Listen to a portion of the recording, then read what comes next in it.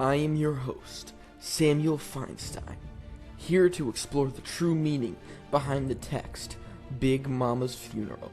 And after many years of research, we have found it.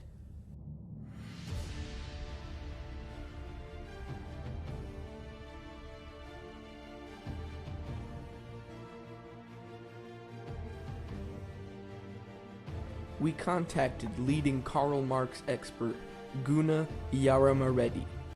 Mr. Yaramareddy, in Marxist criticism, the reader analyzes the relationship between the bourgeoisie and the proletariat. Describe that relationship in regards to Big Mama's funeral. When one analyzes the story, Big Mama's funeral, one finds the story of the fall of the bourgeoisie. Big Mama is a powerful, wealthy elite that controls the means of production in her little corner of the world. As in this interpretation, Big Mama is the bourgeoisie. Her death can only be seen as the fall of the bourgeoisie. Evidence for this stance comes from the equal distribution of all of Big Mama's estate following her death. So once again, I conclude. In the story, Big Mama is the bourgeoisie, and everyone else in the story, including her relatives, are the proletariat. Could you analyze the most interesting aspect of this story?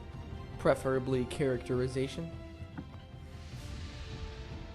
The most interesting aspect of this story is the characterization of Big Mama as bourgeoisie.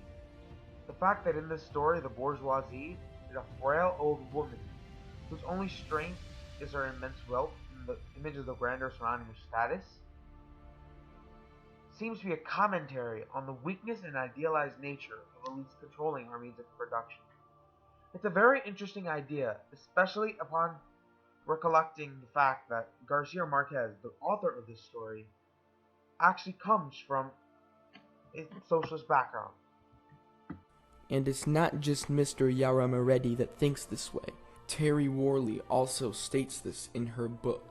To be exact, she says Gabriel Marquez was a known socialist, so it makes logical sense for him to incorporate this aspect of his life in writing. We also invited Emily Fung to say some words to touch up on symbolism. Symbols that are within the story are two main ones.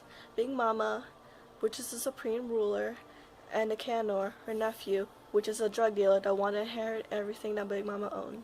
The Big Mama is the Burgonese and the Proletariat is her relatives, but another part of the Proletariat is political citizens that want to take over her empire. Final thought on this debate is that in fact everyone brought some very interesting ideas to the table. I still hold my idea that the story's biggest and strongest point is the characterization of Big Mama as a bourgeoisie, because it shows us the author's intent in writing this story. Thank you. In conclusion, Gabriel Marquez used magical realism to talk about Marxism and socialism without being silenced by the powers that be.